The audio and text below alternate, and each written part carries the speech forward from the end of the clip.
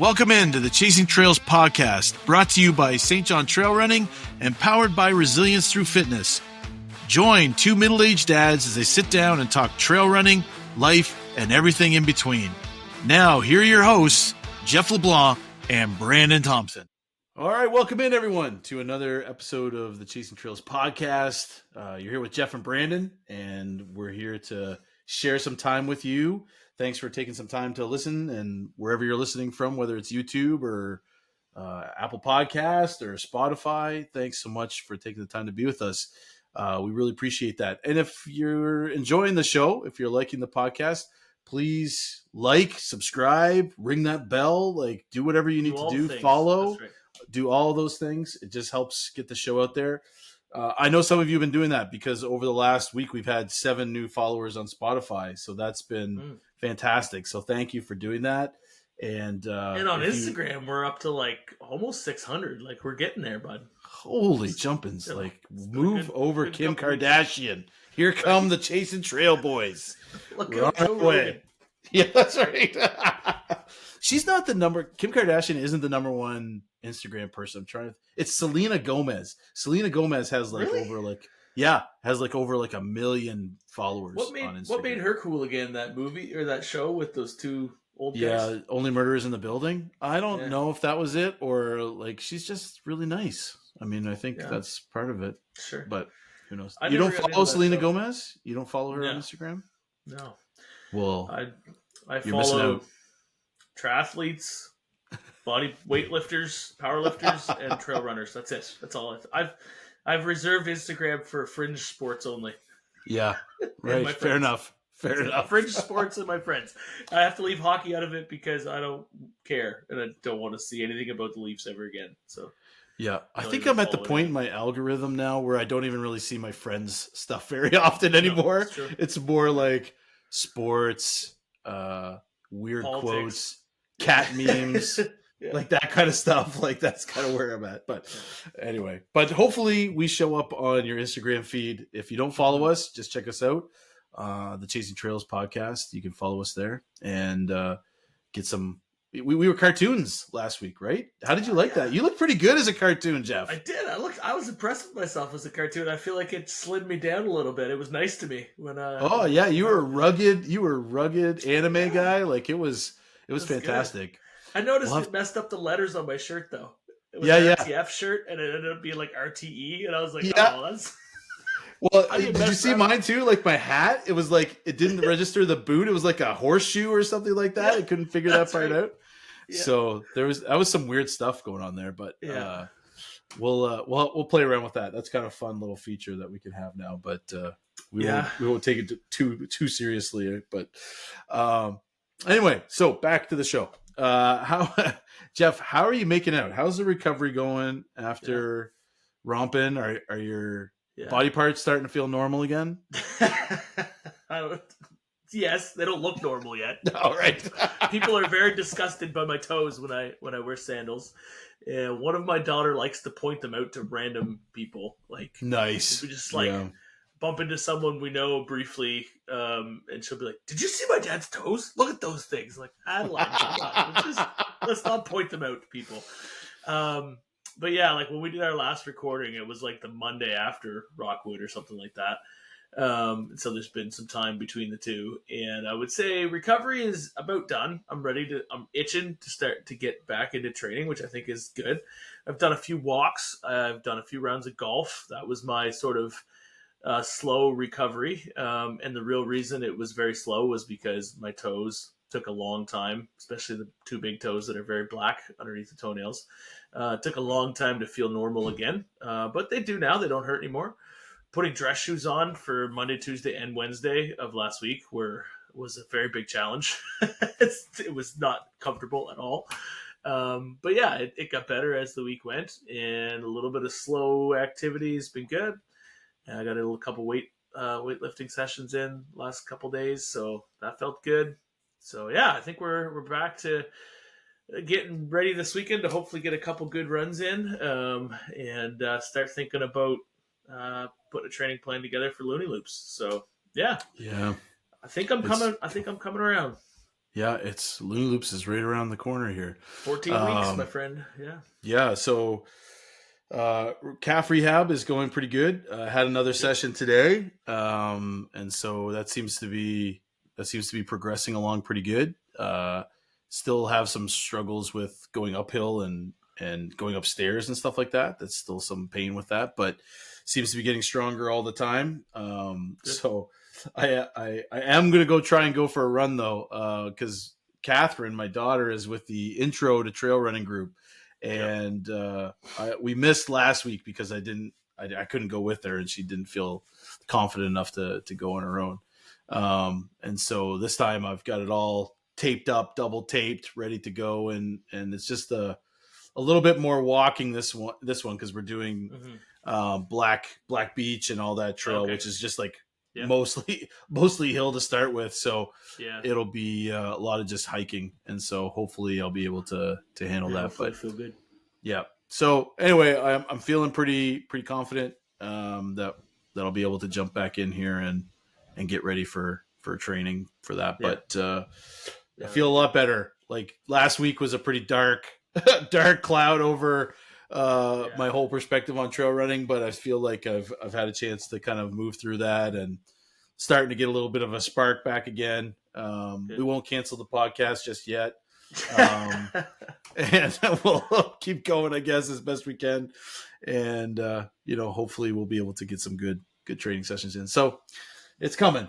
It's like you go through the whole gamut of emotions while you're doing this crazy thing called trail running, and just don't take yourself so seriously, Brandon. Like that's my advice to myself is just like chill out and feel the feels and then move on. So, so it feels good. So, I'm happy to report that my random bouts of fatigue have started to go away. So I was concerned there for a bit. Fantastic. I don't know what this is, but the first couple days was a struggle, and but that seems to be dissipating, or did dissipate. It only lasted for a couple days, and I think that was just bodily exhaustion, just to work, and then just being like, okay, you need to have a nap for a couple hours every evening, and then so that's kind of dissipating a bit, but. Good.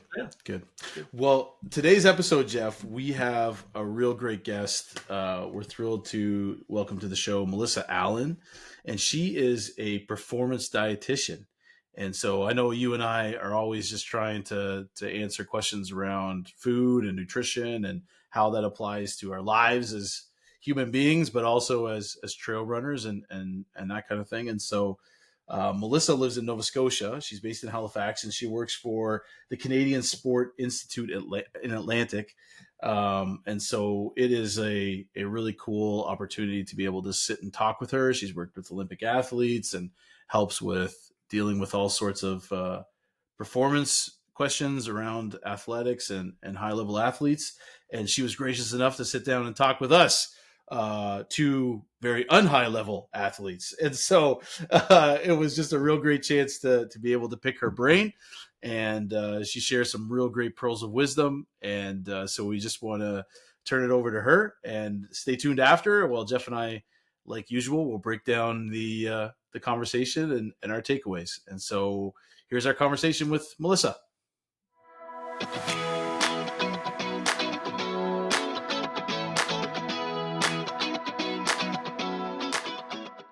All right, welcome in. We're glad that you're with us, and we're glad that you're able to have a great chance to chat with us.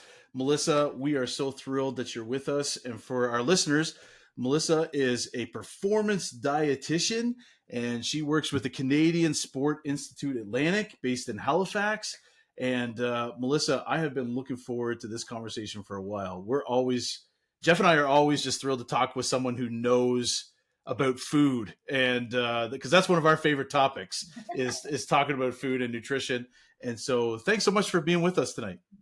Yeah, for sure. I'm excited. I could talk about food for hours, so you might have to hold me back a little bit because you're in good company. You're in good company.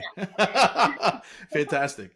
Melissa, one of the things we always try and do when we have a guest on the show is we just love to hear your running story, because we know that you're also a runner as well. And so tell us how you got into running, and tell us what you love about it, and how does it fill your bucket? Yeah, that's such a good question. And I had to think about it for a moment. I was like, how the heck did I get here in the first place? And so when I thought back, I realized that I used to do a bit of road running because, that's what everyone does because it's easy and accessible. And then, like so many humans, my knees started to give up on me a little bit. And so I gave up on running for a while. And then when I moved out here to the East Coast where I am now, I think 14 or 15 years ago, I happened to, this is home now for sure. Right. I had the privilege of working for Java Blend. If you're not from Nova Scotia, it's one of the first roasteries in Nova Scotia with a super sweet human being that loves to ride bikes, and it was super connected into the whole outdoor world. All of his friends would just wander through the coffee shop on a regular basis. And that's why I found one of his friends that was big into running in the outdoor world and was looking for people to play with all the time. And he actually introduced me into playing in the woods and running a little bit, and then realizing that it was something that I really loved. Yeah. It was all with the idea of doing E2C with them later on. I don't know if you know that race where it's all orienteering and running. So we just started playing around together, and I realized that it was something that didn't hurt my knees, and it made me super happy. And from there, I realized, just running for long distances in the middle of nowhere and not knowing where I am is one of the most happy things in my whole entire life. Well, that's fantastic, because a lot of times in my races, I am running around in the woods and not knowing where I'm going. So I don't always find my way out. But the orienteering piece is a huge element that we don't talk about on this podcast very much. But I mean, the Barclays is a really good example of some of that as well. Yeah. And so tell us what I'd love to hear more about that. What is that about that element that makes it so exciting for you? Well, it kind of went back to when I was thinking about why I love trail running. And this is going to sound so hokey, but I do feel like nature is super healing for me. And so being able to touch the earth in some way makes me feel, I don't know, grounded. That also sounds super cheesy, but it does sure. resonate with me. And it's just the more I'm maybe lost or navigating, or the more technical the terrain, the less I can think about everything else, and the more I'm just focused on being in the woods and running. And so if you're navigating, you can't think about anything else, or if it's really technical running, and you're paying attention, but you're not paying attention to anything else that's happening, and you're just almost communing and connecting with the earth. And again, I fully recognize that sounds so cheesy, but it really is that way. I even find that I'm old school. I love super technical trail running. If it's too gravelly, then I lose some of that, my ability to connect to the earth, because then I can think more. If it's a gravel path without a lot of rocks and roots, and I'm thinking about everything else in my life because I'm not distracted enough to be able to connect back to the earth. That's a big part of it. And when you're navigating and doing those races where you don't know where you are half the time, all you have is yourself, and if you have a partner that's racing with you, and just the earth and nature, you don't know where you are half the time. So that's all there is. And you get to know yourself so well, because man, you go through so many deep, dark, beautiful places in your head that whole navigating piece is pretty fun in the middle of the woods. Yeah. It's an amazing thing to see. And also just with the whole running piece, and it engages so many different parts of your brain, because learning to, like you said, reading a map and trying to navigate your way through is just a whole other different element than just looking for little flags along the trail, it's just it really must be a full mental event. I can see how it would totally distract you and keep you focused on those things. Mm-hmm. So that's cool. Yeah.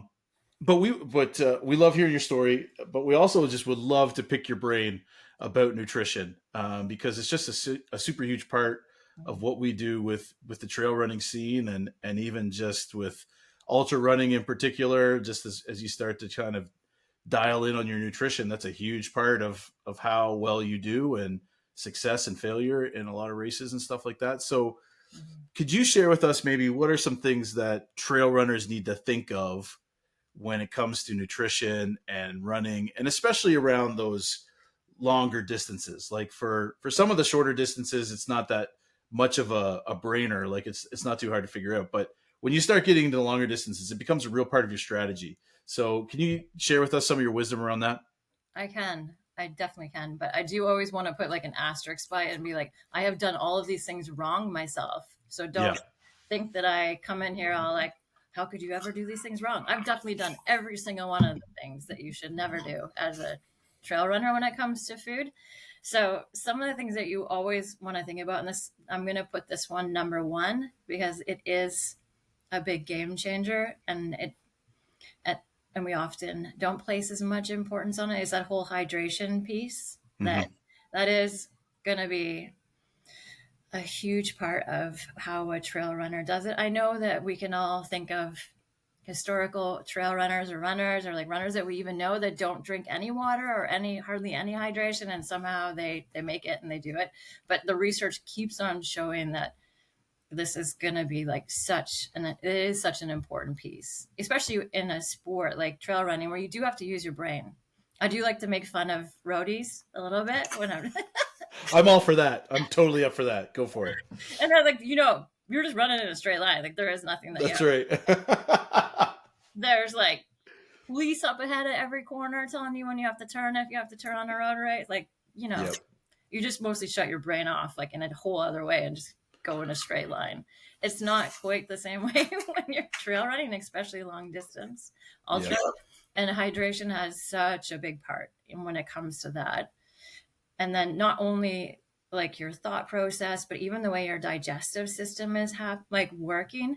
If we miss some of the hydration, it can, for a lot of us, it can like lock down our digestive system. And then when you do try and put food in or something else in, that's when all hell breaks loose and your whole system is just, maybe things are coming one way or the other out of your body. Like that hydration is going to be the starting point of making that digestive system go AWOL, because it shuts everything down if we don't have some of that fluid kind of coming in on a consistent basis.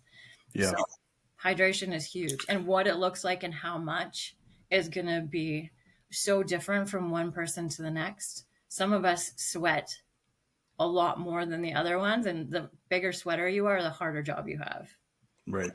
And is that where, you get your electrolyte drinks and stuff like that too? Like, is there a secret formula to deciding how much water versus how much like electrolytes that you drink versus when you're like a heavy sweater? Jeff and I are both heavy sweaters, so we're always trying to figure out what that ratio is. Like, should we just abandon water altogether and just drink electrolytes, or what's your thought on that?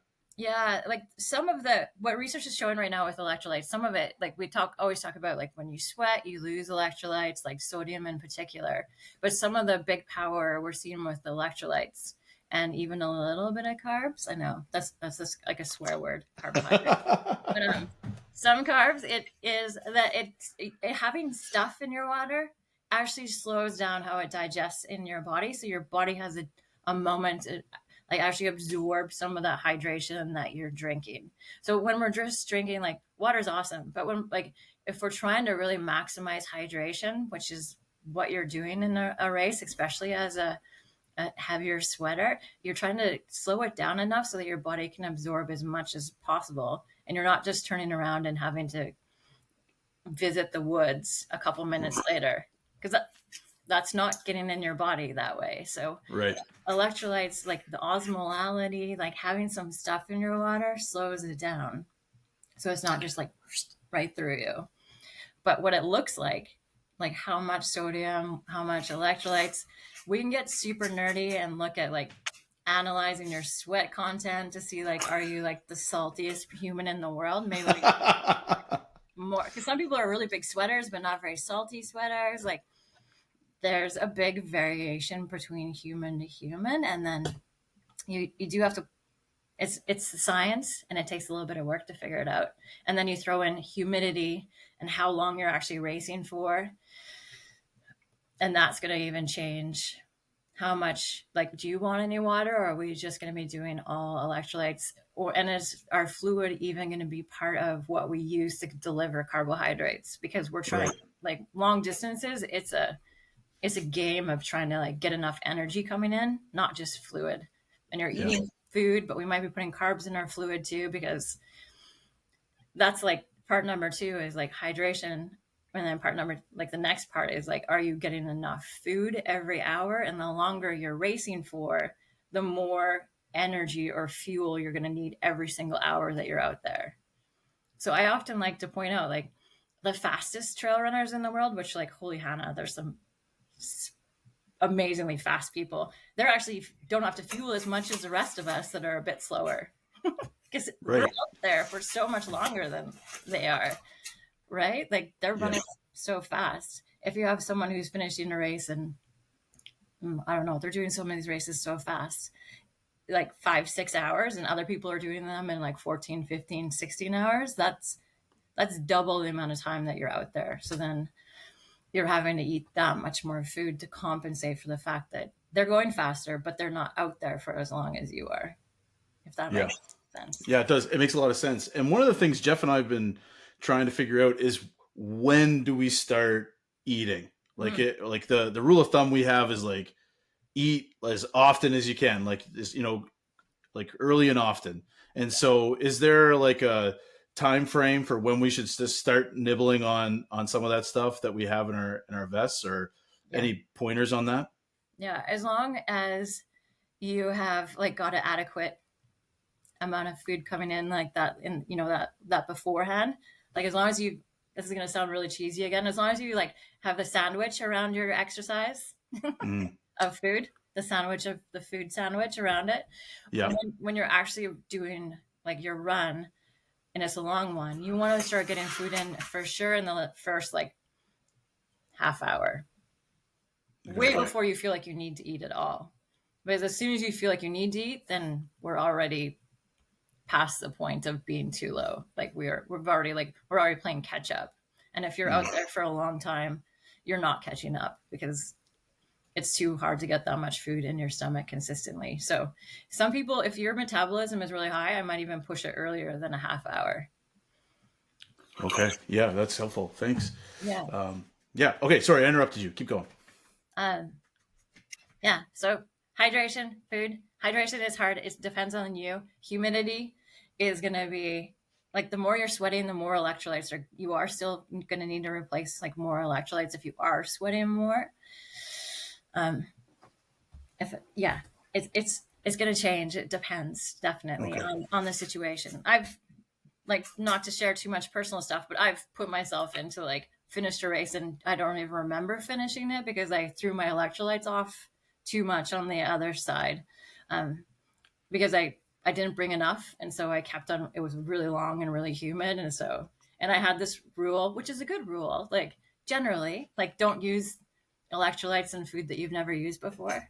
Right. It was a bad rule that time for Melissa, but usually that's where I ran out, and then I like totally like was just drinking water and like went into like the hypo, like was too far on the other side. But Wow.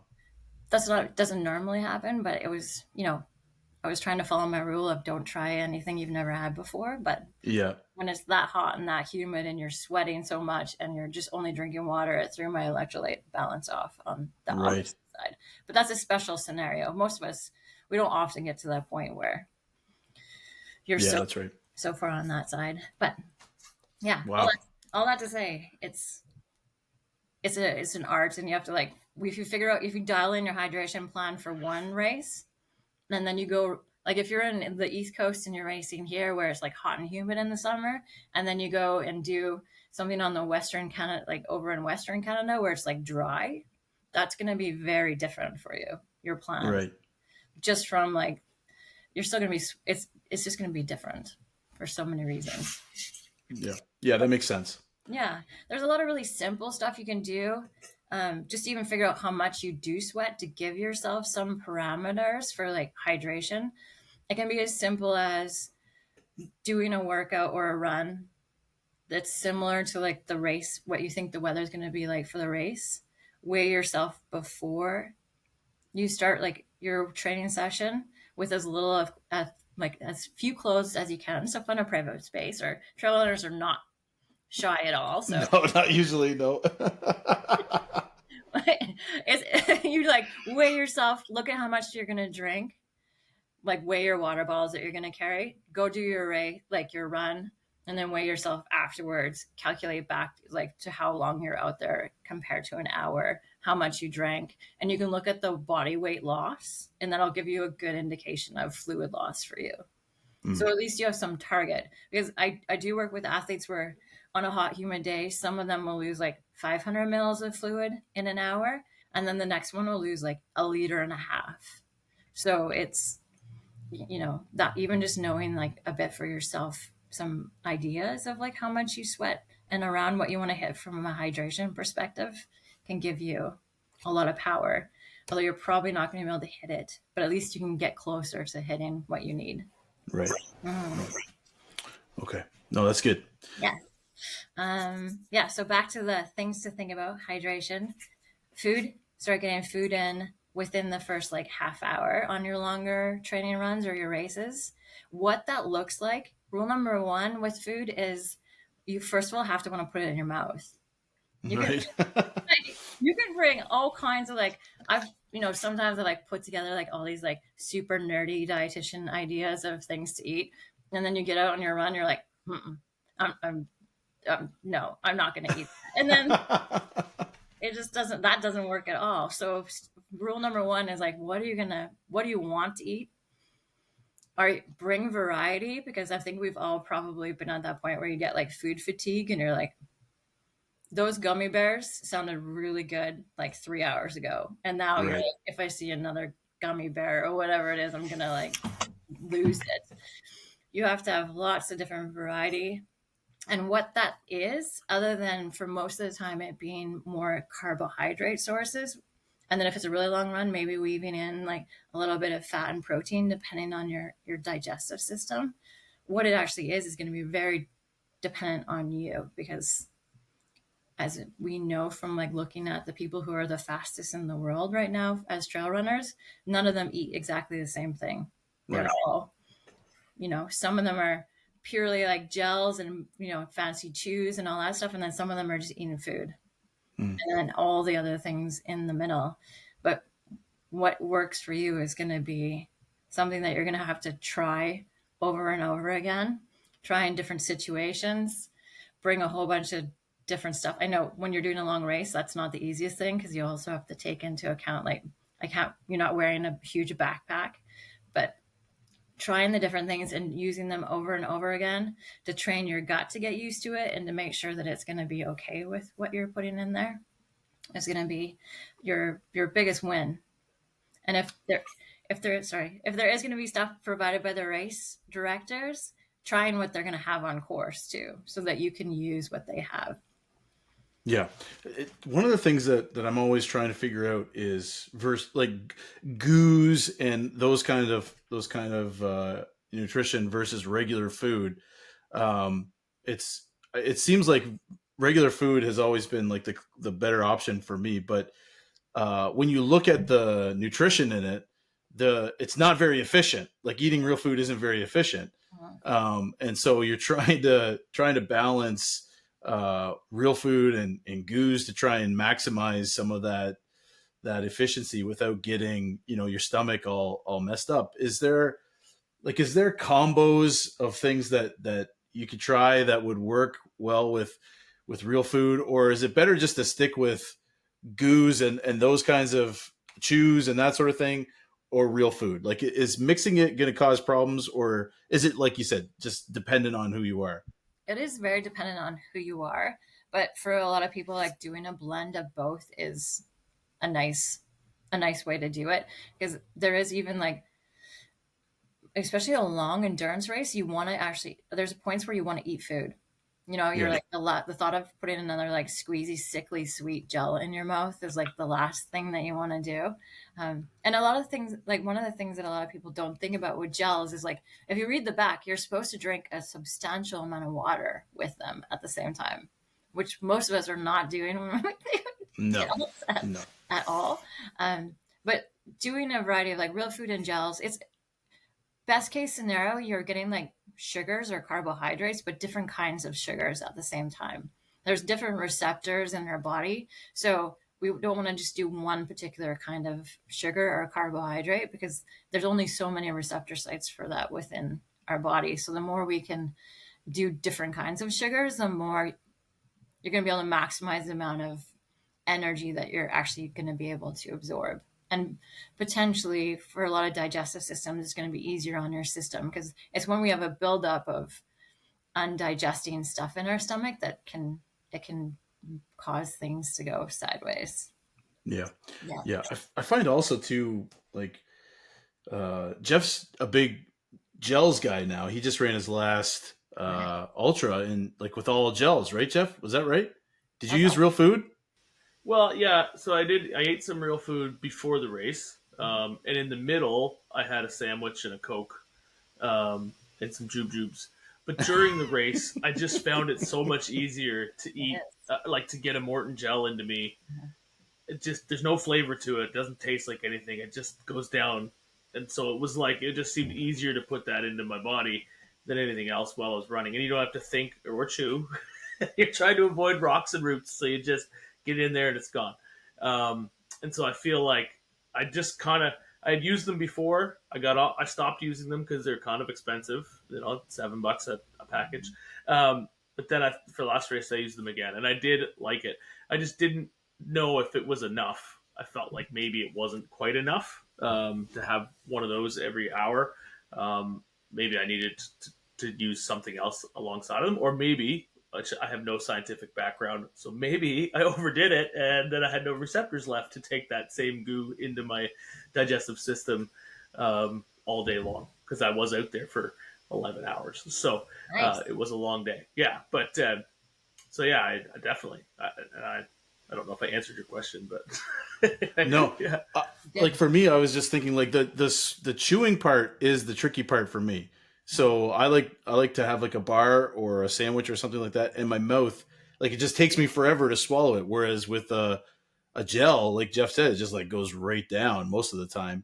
And so there's trade offs I think with each of those things, but There it just is. seems like I don't think any of us take enough water when we do the gels. I never think of that when I'm doing them either. No, and we a lot of us don't. And I will say that Morton is like a bit different. That they have figured that out really well. Morton, like it does digest and like seem better in a lot of people's stomachs than so many other gels. Like some of their patented delivery system that they have, and they do have multi sugar in there so that they are hitting more of the receptor sites. I just know for their products are awesome.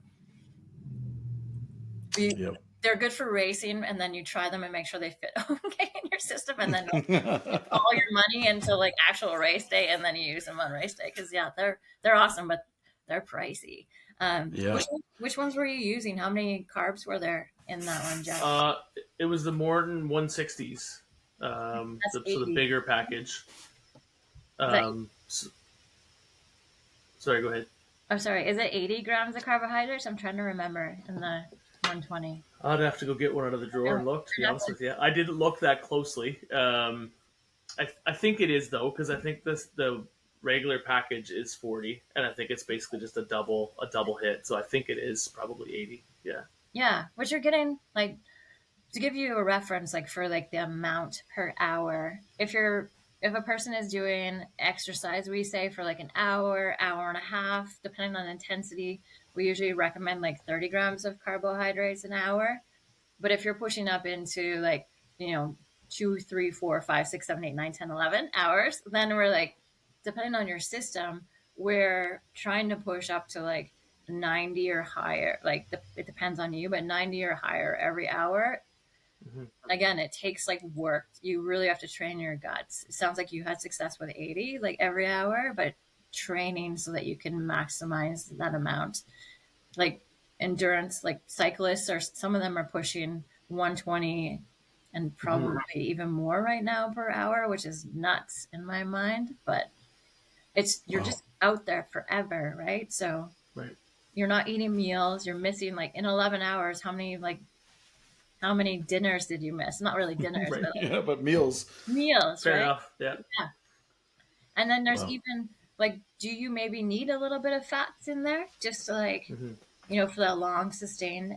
I'm not usually like, if it's short and fast, then I'm like, we don't, most of us don't need any fats or protein in there, but for that longer stuff, maybe you did need well, you had a sandwich, but like, Hmm. maybe a little bit of fats in there or something like that, just to like give you a little sticking power. Just Sure. like, yeah. But again, that's where you have to play around with some of it. Right. Yeah. Amazing. Amazing. Well, Jeff, look at you. You nailed it, buddy. You got like the best one. That was way to go. Well, I had already known that they were one of the better ones. I just, like I said, at $7 a package, I hadn't been using them for a while, and that's what I did. I thought, well, I'm going to go do this race. I'm going to buy a box of them, And then you're good. and I'll use them for the race, and that'll be it. So it did work pretty good. I did the same thing when I did my Ironman, when I did the 70.3 in Mont Tremblant, and I didn't use them the whole way up to training, and then I broke that rule of, geez, I really hope they're as good as they say they are, because here I am in Mont Tremblant getting ready to do, a 70.3. I've never used these gels before, but I'm taking 10 of them with me, or whatever it was. And anyway, I had no issues. Like, I had never used them before. They digested really well, and I would say the same thing when I did Rockwood. Like, I had no digestive issues when I got home that night or anything like that. Oh, you And just so, Rockwood. yeah, we did the Rockwood 50. Yeah, so it's good. I did that one way back in the day. So fun. So fun. Yeah. Oh, yeah. That's one word for it. I'll just say I beat Kelsey that one time. Oh, wow. Hey, look at you go. I think you need to come back and have a rematch. But That's right. Yeah. Yeah. I was like, no, I'm just hanging that up on the wall. I'm not. No, That's right. Yeah. Retired. Retired now. It's done. Never do it again. that's my claim to fame right there. I beat her that one time. Yeah. That's Not fantastic. anymore. It would never happen now. But no, that's great. Any other tips or tricks, Melissa, before we move on? yeah, like some of the most like really extra important things is like not just thinking about when you're training, when you're running. It's like so many athletes show up to their race already broken because they haven't been taking care of themselves in the lead up. I see a lot of gaps with like athletes doing a lot of training but not recovering after their long runs in the lead up. Like what you do before is more important than what's happening on race day. Mm. Like all the hard work happens before race day ever comes. And so like if you don't show up, like obviously with your training under your belt, but if you don't show up recovered and fueled, so many athletes show up with like they're tapping into like their reserves. They're, they push themselves to the limit already. And then they go and try and do this great big thing. And that's when things don't go well. So recovering, like a little less training, I know, and like a little bit less training and like making sure you're recovered is a better approach in my mind as a dietitian than to train extra and not recover. Right. Well, you're talking to the kings of the taper here right now. Like we have mastered the art of tapering, and I don't think we've been called a lot of things, but pushing ourselves to the limit before the race is not something that we are guilty of. But you're absolutely right. Recovery is training, right? And that's a huge part of it that we often don't think about. So that's a huge tip. Yeah, the number of people you see on a start line that have like bandages everywhere and like, like they have tensor bit, like they're all taped up because they're already like almost injured going into the race before they even start. Mm-hmm. Yeah, that's tough. That's tough. So can you talk about some of the unhealthy relationships athletes have with food? Because there is some like weird stuff that people try and deal with when it comes to food and training and what not to eat and what to eat. Can you talk a little bit about those and how to deal with some of those things? Yeah, I know. This is a doozy. Yeah, it's a big question. Athletes, like most humans struggle with eating and like rules and ideas that we have. We're bombarded by a lot of thoughts and ideas on like what you should do and what you shouldn't do. Most of us walk in with a long list of like shoulds and shouldn'ts when it comes to food. And then athletes or people who are training to do athletic things have all an extra layer of pressure put on them. Like if I think about, like, if once you get to a certain level as an athlete, there's often what you identify as an athlete, even from a body perspective and how you fuel. And then there's how you identify as a regular human. And those two things sometimes are very different pieces. So an athlete might not feel like they fit into the athlete body world, or like they don't look like they don't feel like they fit in that world, but they also don't feel like they fit in the regular human world. And so when they're trying to fuel their bodies, they're torn between these two worlds and feeling like they're not successful at either one, if that makes any sense at all. Yeah, it does. Yeah.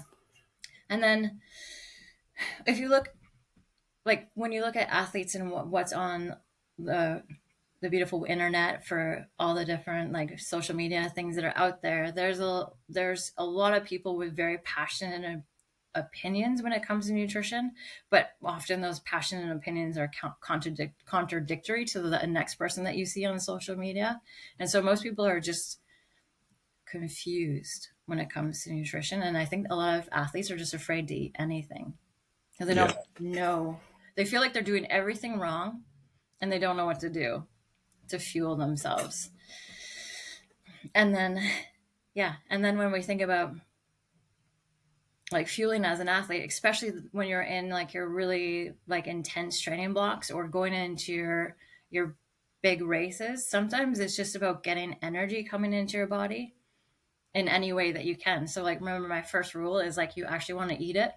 That's the thing. But if we have a lot of rules, especially when I think about clean eating, like sugar and carbohydrates being like the thing that people are super afraid of, I'll see a lot of athletes under fueling or not eating enough because they're afraid to eat anything that's like deemed as like not clean, or having too many sugars, or like some of those things that we see as like not healthy for us right now. But as an athlete, or when you're training really hard, sometimes those foods that we deem as like not clean are actually the ones that are going to help you get to that, like actually hit the energy needs that you need. Because those are that's why they have a bad reputation, is because they're packed full of energy. But when you're an athlete, those are actually the things that you need sometimes just to actually get close to what you need to, or what you're burning from a body energy perspective. So there's most of the time when I meet with athletes, I like 98% of the time I'm telling them to eat more food. It's not very often that I get to be like, you're eating too much. Right. Even though they all tell me like, I eat so much, Melissa, I just like eat. And I'm like, nope. No, you don't. You have to eat way more than that, actually. It's so there's a lot of like ideas about how much people need to eat, and they feel like they're eating so much, but like I miss not understanding when and what to eat, and then not even recognizing like how much they're training and like how to navigate that piece. And then just always this belief, even with trail runners, that smaller is better. It's going to help you climb the hills faster. It's going to, less body mass for you to carry around the trail. This is always having athletes trying to, make sure that they're maximizing their power to weight ratio, or making sure that they're, not carrying around more weight than what they think, even though, especially trail running, like it's an endurance sport. You're out there for hours. Having more muscles and something more to carry you around that course is going to be beneficial, but still always fighting against athletes not liking the way that their bodies look because they feel like they're bigger or stronger, or, not that like more traditional, super slender, like itty bitty, like runner. Yeah. It's changing because a lot of the fastest runners out there right now are just strong humans. Yeah. You're starting to see a lot of hybrid runners who are doing, great things too. Jeff and I always we're waving that flag for the bigger runners, like we're always cheering them on. So there's nothing offensive about carrying a few extra pounds around the the trail for us. Mhm. Yeah. Anyway, we'll leave it at that. But one of the things, like, just to be fully transparent, like Jeff, I won't speak for Jeff, but I know for he and I, our understanding of food and running has changed over the course of our running careers. And we're not we're weekend warriors. Like, we're not classifying ourselves as, mega athletes or anything like that. But one of the things we're always trying to figure out is, how can we balance, you know, performance running, like eating to perform well, versus overeating and gaining weight. I mean, because that's, like, for me, that's always just been like a real tough line to walk. And, I got into running to begin with to try and lose weight. And then lo and behold, the curtains revealed, and like, well, actually, it's really hard to lose weight while you're running, because you're always eating more because of your running. So, how do we, I don't know what the real question is in this, but like, how do you navigate some of that relationship with food and weight and and performance? I mean, it just seems like this real confusing mixture trying to get through. It is a super confusing mixture. And I like, from my personal experience with like a lot of athletes, is that I think it's like the timing of nutrition is a big part. And so like, for when you're like, often when you're training, you're trying to get some food in, but maybe we're missing the opportunities for fueling at the right times. And then it opens the door for like being really hungry because we didn't eat at the right times earlier. And then, and I'm not saying this is you too, because I don't know you that well. No, yeah, that's right. Yeah. It's like not fueling at the right times, and then getting to that point where you're like hungry or hangry, and you're trying to make up for the fact that you just like did this long run or this big training session, and now your body's just like, that's how I get it anyway, for sure. Like, I just cannot eat enough stuff, and so you're playing this like crazy catch up. But when we're catching up, most of us, myself included, even though this is what I do, it's you can't just rely on being like, I have self-control, I'm only going to eat like chicken breasts and broccoli, and like that's BS. I can't do that. When I'm really hungry, that's not, you're going to go for like all that quick energy because your body is screaming at you. So I'm a big advocate for like fuel on purpose, more before, like, fuel on purpose at the right times, so that when you do eat, you're making informed decisions. The more we exercise, the more we train. If we're not, or just being humans, if we miss eating opportunities to make informed decisions, it's so, like, to ask yourself to not, like, go do a hard run and then like go hammer the biggest French fries and cheeseburger you can find because your body is just like, it's like so hungry. Or like, not fueling appropriately during the day, and then like being starving by the time like dinner and bedtime and all that comes into the picture. And then it's just chaos to try and sell yourself that that's not going to be your journey. For most of us, we're going to like, your body's going to be making up for what it missed during the day. And that includes when you're training or like trying to like perform for something that you're going to do. Is like being a bit nerdy. I'm super nerd. So being nerdy and making a plan and sticking to it and like fueling on purpose, so that we take out some of the chaos moments later when your body is yelling at you that you're so hungry. And I don't know if that resonates with either one of you, but that is what I see for a lot of people, is that we miss fueling opportunities, and then we add new, like, exercise in. So now we're like even more hungry, but then we're not set up and ready with fuel that's appropriate. And then that's when like we tend to go for other things that our body's telling us to eat, because it's like, I need this stuff right now. So it's binge eating and grabbing the crackers or the chips or whatever, just going for those quick things. No, that makes a lot of sense. I think fueling on purpose is great advice for anyone. I've never heard it said like that actual sentence. I like that. So and maybe this is a silly question, but fueling before your training or fueling after your training, which is more important? Ooh, I don't know. I don't think I can say either one of those is more important. Well, that's what I was wondering. Yeah, both important. Both important because like the beforehand is setting you up so that you have less of a hole to dig yourself out with on the other end. But so, and then what you're eating afterwards is like filling up the hole that you did make, if that makes sense. And what you eat while you're running is again just like making the energy hole a little bit less. Yeah, that makes sense. Yeah, that's like the energy sandwich, right? Like that's what Yeah. you're talking about, like with The energy sandwich. Super yeah. cheesy. Hey, works for us. We're all about the cheesy. But, yeah, That's so good. it's either, and even like the whole debate around like, should I have protein before or after protein and recovery? It actually really mostly doesn't matter. It's like you can do protein before too. It's just most of us like it's a slow digester. It's just not going to sit well in our stomach. So for a lot of humans, getting that recovery protein and carbs, that's when protein is best. But fill your boots if you can do protein before too. It's just most of us that's not going to sit well right before. Yeah. Yeah. Yeah.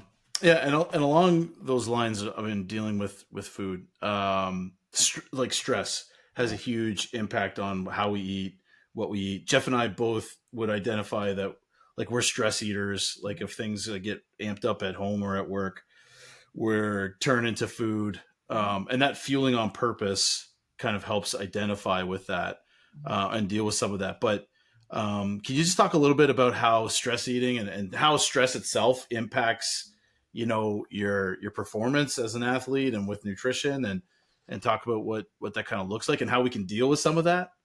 Yeah. I wish I had a magical wand. If I could take away stress, I feel like the world would be Right. right? It is such a doozy. Um, stress is going to impact your whole digestive system, like how you digest food, how it sits, what you crave. It's so multifaceted. And I think that there's regular life stress. And then I even see with athletes, there's a lot of stress that happens. Sometimes when we forget to have fun when it comes to like what you're training for. Sometimes we take ourselves really serious. I'm also a weekend warrior and I'm all like, Melissa, this is supposed to be the fun thing that you do. Right. Yeah. You're so stressed, like taking yourself way too seriously. But when we think about stress, it's like it's going to always be there, but it is definitely going to impact your performance and what you choose to eat as much as possible. One of the big strategies that I have, and this is going to sound really nerdy again, is like when you're stressed out, the more of a routine or a plan that you have, like this plan and this routine that you have like developed and come up with for yourself, the less that you even have to think about the fueling side when it comes to the sport that you're doing. It's like taking that piece out of the equation as much as possible.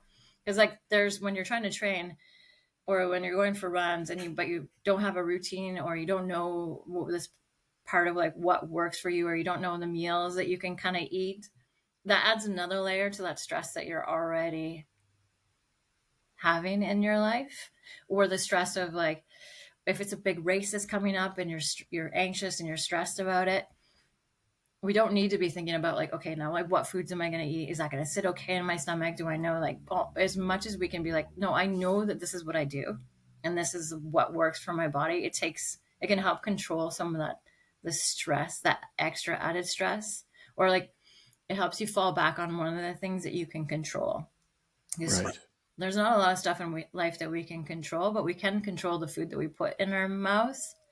Part of why food is also such a complicated situation for a lot of people. Like when we think about eating disorders, a lot of those do happen because food is one of those things that we can control. When life feels like it's chaos, food is a thing that we still feel like we have some sort of control over.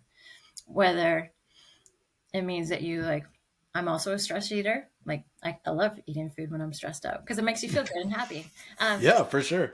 But it's that thing that we feel like we can control. But if we have a routine in this and a set thing that we do in those situations, it can be also one of those like grounding things that's like, well, if nothing else, I know I have these foods that I can, this routine. I know that I can I'm not worried about food. I can now go do my run and help that alleviate some of the stress that's in my life, but I'm not getting more stress because I'm thinking about, well, I don't have this ready and I don't have my food set aside and like all those pieces. You can just, I have my plan. I can now go do my run. And that for a lot of us is your stress release. Yeah.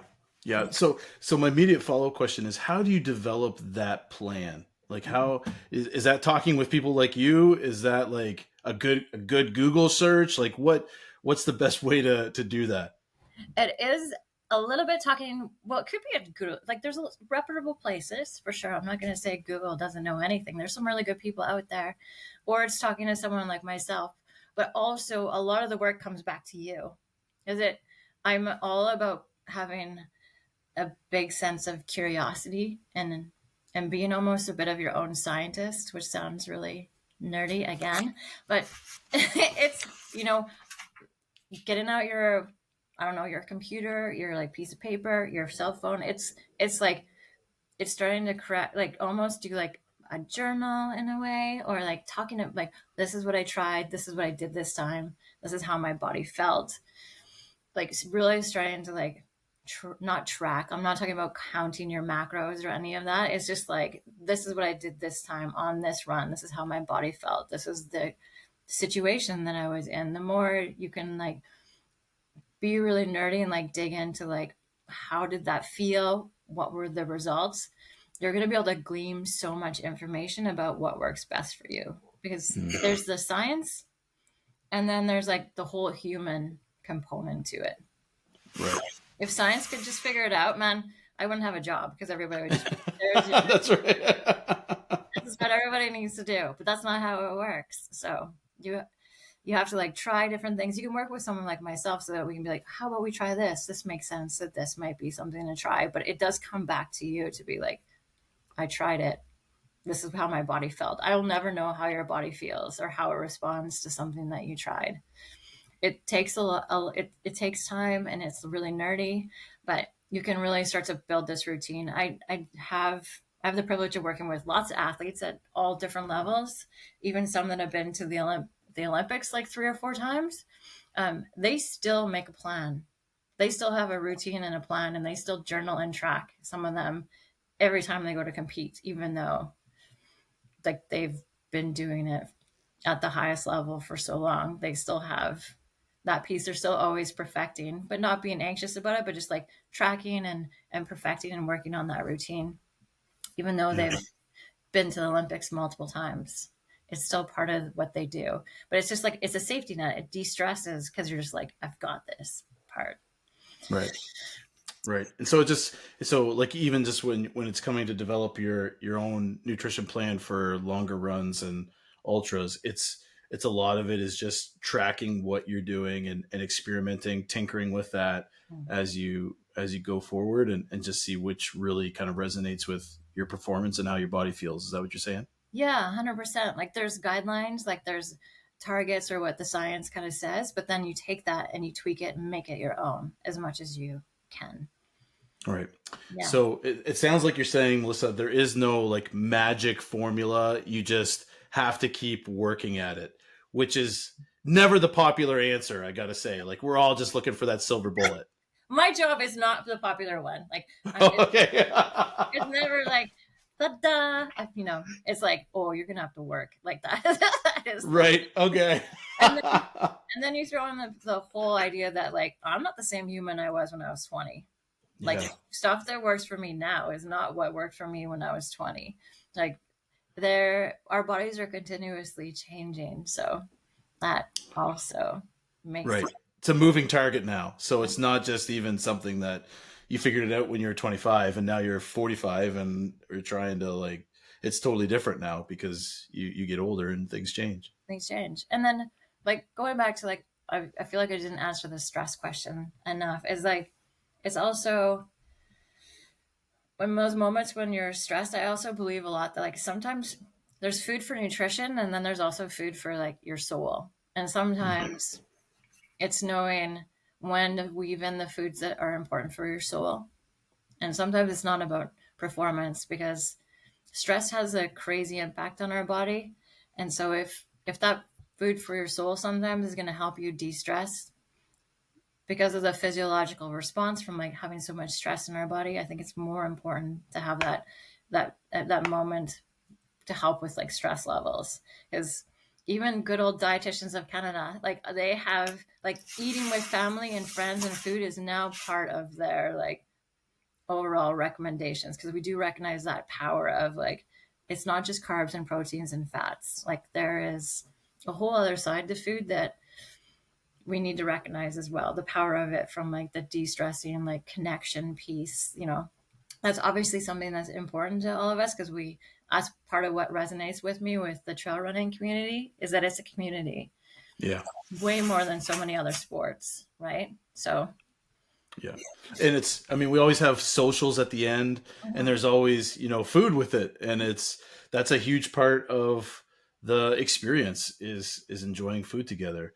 And so, yeah, I really appreciate that perspective, actually, because I think we can really narrow it down to like the science of like 1/3 of your plate should be vegetables or 1/2 or whatever. And it can be, you can take all the joy out of eating, and it can become like just fuel. And that's missing such a huge part of what eating's all about. And so I really appreciate that, because you watch like bodybuilders talk about eating, and it's just ridiculous, because they're like, we don't even care what it tastes like.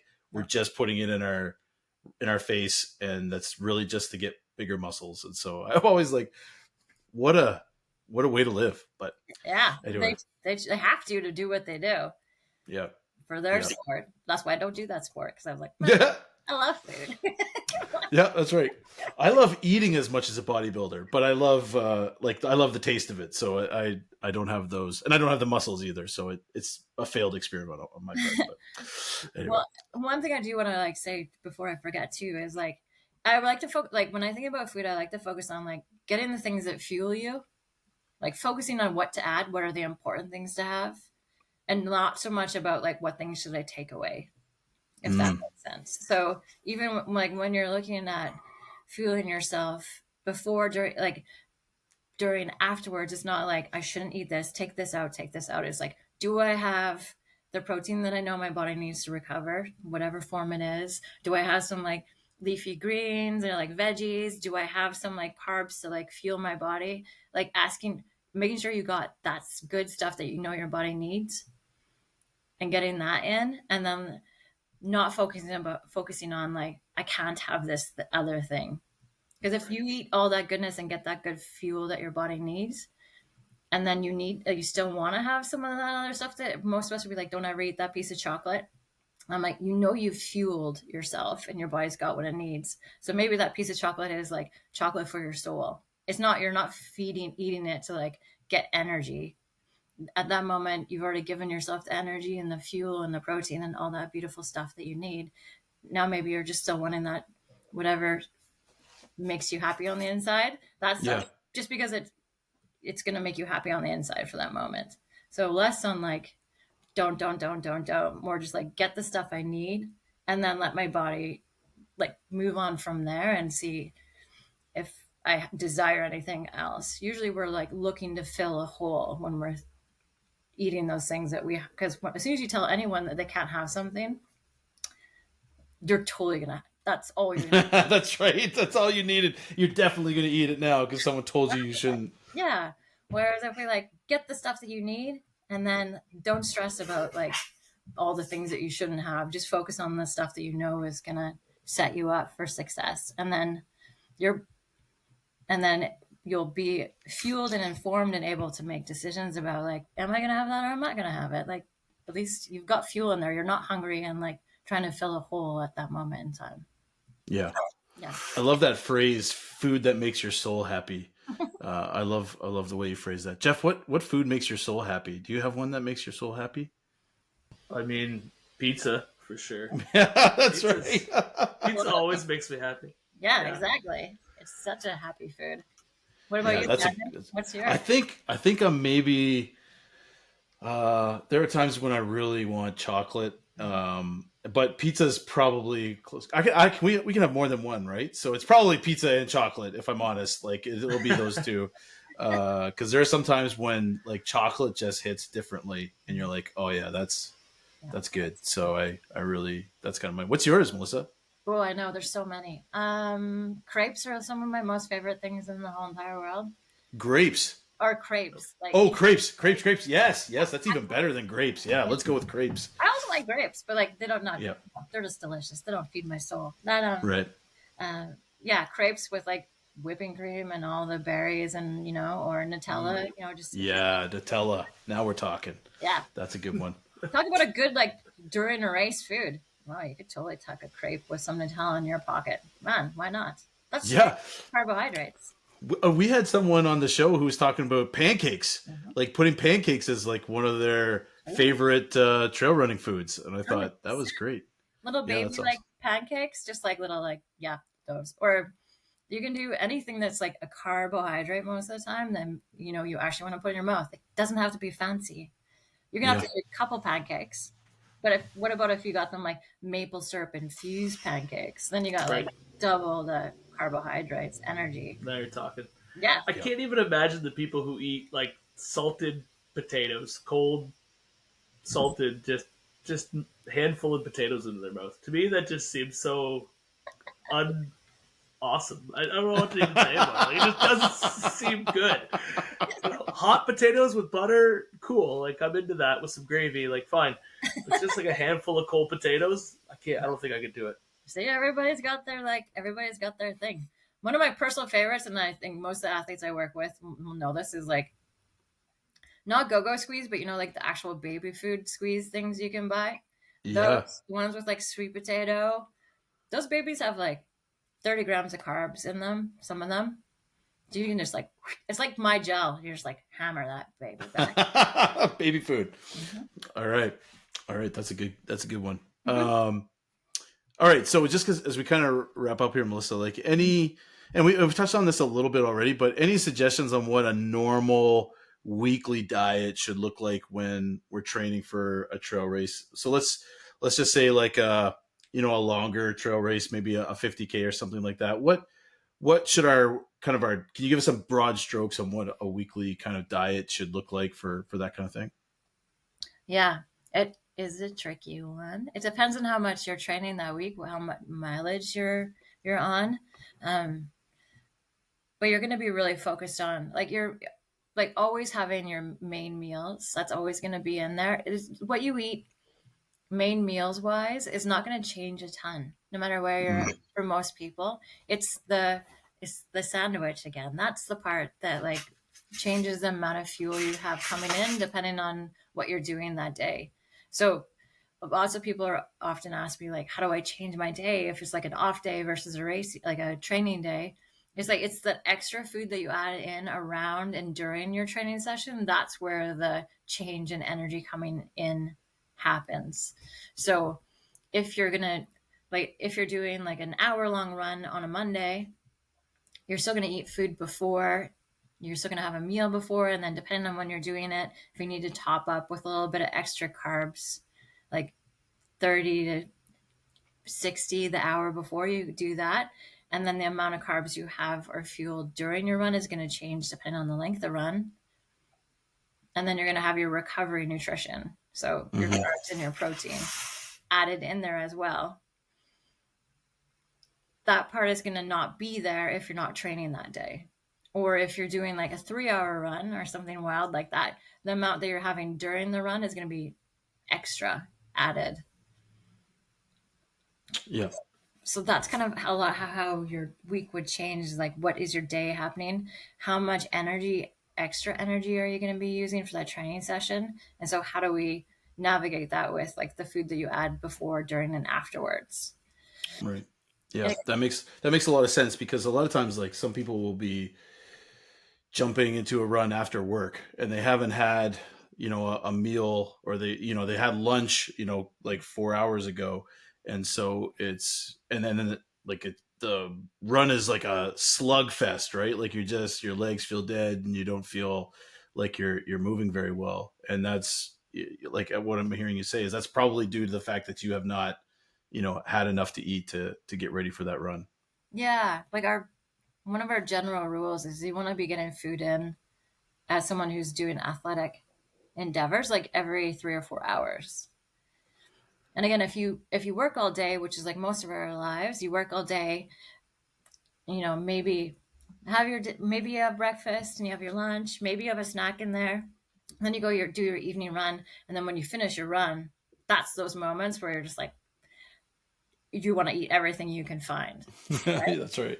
Because we missed some of that purposeful fueling before. So if you do eat lunch and you're not going to run till like 3-4 hours later, we need to get more food in before that, so that you're not running on empty to going into your run, because then your run's not even going to be as purposeful or as effective and efficient as it could be. You'll get through it, but are you going to get like the same gains that you would get if you actually had fuel in the tank? Probably not.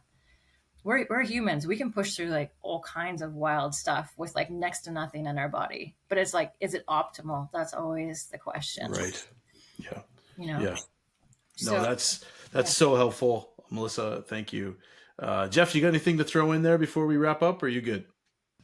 No, I'm good. I could sit here and talk for another 2 hours, but people might stop listening at some point. Yeah. Maybe not. This has been great for me. Okay, good. I'll just be like, oh, one more thing. I'll just keep on going. Yeah. No, but I think like it is something, Melissa, that there's so much misconception around it. There's so much confusion around it. Just having your voice to speak into it and to kind of just shine some light on it has just been so helpful. And I hope our listeners will enjoy it as much as Jeff and I have. And to be honest, like, this is very selfish for us to have this conversation with you, because we're always trying to figure this stuff out. And so you've been so helpful for us.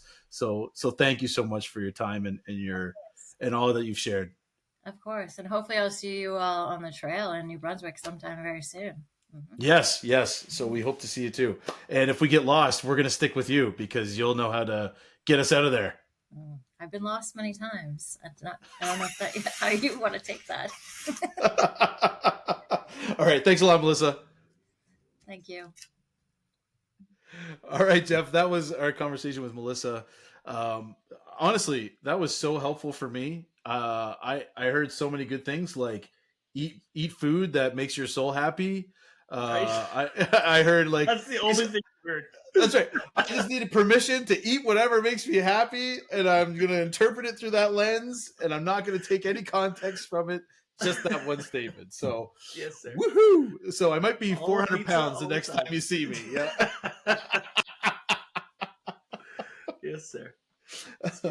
But no, what a refreshing conversation, eh? Just sometimes you get, like usually it's someone we know a little bit on the show. We didn't know Melissa at all. First time we met her is when she clicked on her camera.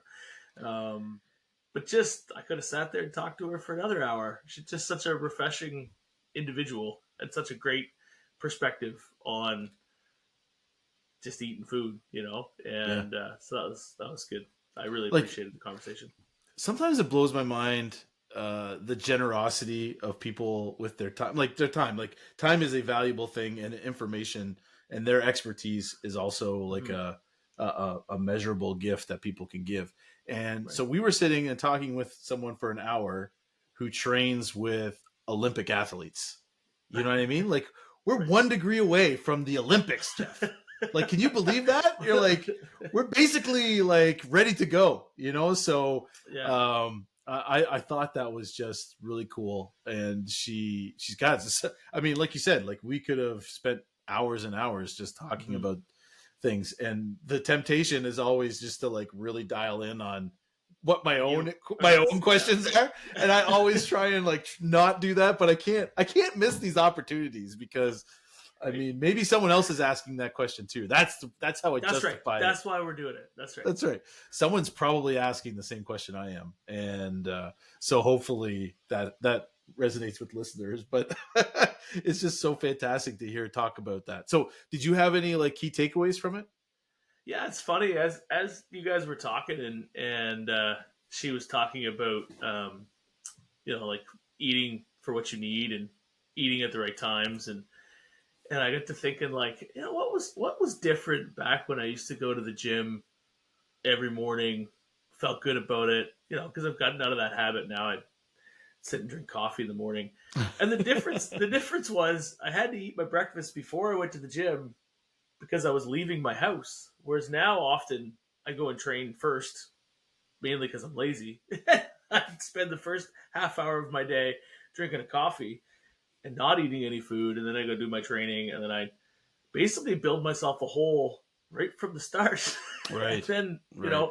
and do exactly then what she was alluding to, where you come home at the end of the day and you have, this big hole to fill and you just can't satisfy it. Right.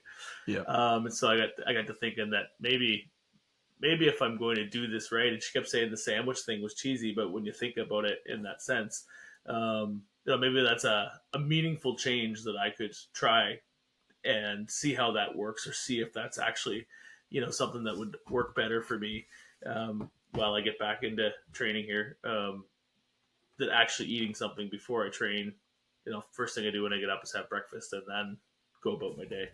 Yeah. Maybe it'll make things feel a little bit better as far as getting my training in the morning. So Yeah. I think that exercise sandwich thing, like I don't think it was cheesy at all. First of all, I think that's brilliant. And I probably knew that at one point in time, but I totally forgot. And right. mine's not necessarily, I'll usually try and eat like a little something before I go and run, but I never usually eat something like right after. So that, that recovery stuff is usually where I miss. And then 8 o'clock at night rolls around and I am like starving and like trying to, that's where the binge eating happens for me. So just that purposeful eating was my big takeaway. Like, what are you controlling? And like I said, like with the stress part of it as well, taking some of that out of the equation, the guesswork out of the equation by having a planned snack, having, some things. It's almost like in case of stress eating, like break here, and like have like a little have like some snacks ready to go. I should do but that. They're still good, but are reasonably healthy. Right? Yeah, that's right. Yeah. Emergency stash, and so I just think that was really helpful for me. It's funny you mentioned that. When it's a completely different story, and I have something else to say about the interview in a minute. But when you say break here for emergency food, when Honey and I first got married, and she was working at the university, she was doing research, and she was always really bad at like eating. She'd just get to work, and she would work. She was always very dedicated to her school, and she was on a grant, and she was doing research for her master's. I used to keep a granola bar in the glove box of my car so that when I went to pick her up after work, it was like almost like a rule, like, "Oh, here, honey, have a granola bar, and then we'll talk about our days." So, because she would get super hangry because she'd go all day, and the other vice versa. When we first got married, the rule was don't talk to Jeff till he's had a shower and a coffee in the morning because it's just not going to go well. And so we had these two ends of the spectrum of how to control that testy attitude that you might have when you're stressed out or whatever. And that those early parts of your marriage when you're broke and stressed out and trying to find a career and all those fun things, and then you're also trying to figure out how a relationship works. It's an interesting go. We look that's for sure. Anyway, this isn't a relationship podcast, and neither of us should be giving relationship advice. That's right. I just celebrated my 19th wedding anniversary the other day, so the thoughts of young, newly married Jeff are fresh in the think tank, I guess. But anyway, back to the show. I found it super. That's how we can jump back and forth. Who knows? I found it super refreshing to hear her say, "Let's not focus on the things we can't eat. Let's focus on the things we need first, and then allow ourselves some, mercy and some freedom, and eating some of the things that just give your soul, add to your soul, sort of thing. But focus on those things you need first. Have those leafy greens. Have that protein you need to recover. Have those carbs that you need to refuel your body." Have those first, get the things you need, and then allow yourself to have something. If you decide you do, once you fill that hole, if you decide you need something else, then have it, right? And so it's just a refreshing way to hear, because we're always talking about the can'ts, right? Right. For sure. We'll come into the equation with, well, I can't eat this because I need to have X on the end to be faster or to climb hills better or whatever, right? So I found that a refreshing take on food rules, so to speak. Let's not make it a rule. let's just get what we need, because that's what we need, and then let's move on to other things after that. So that was good.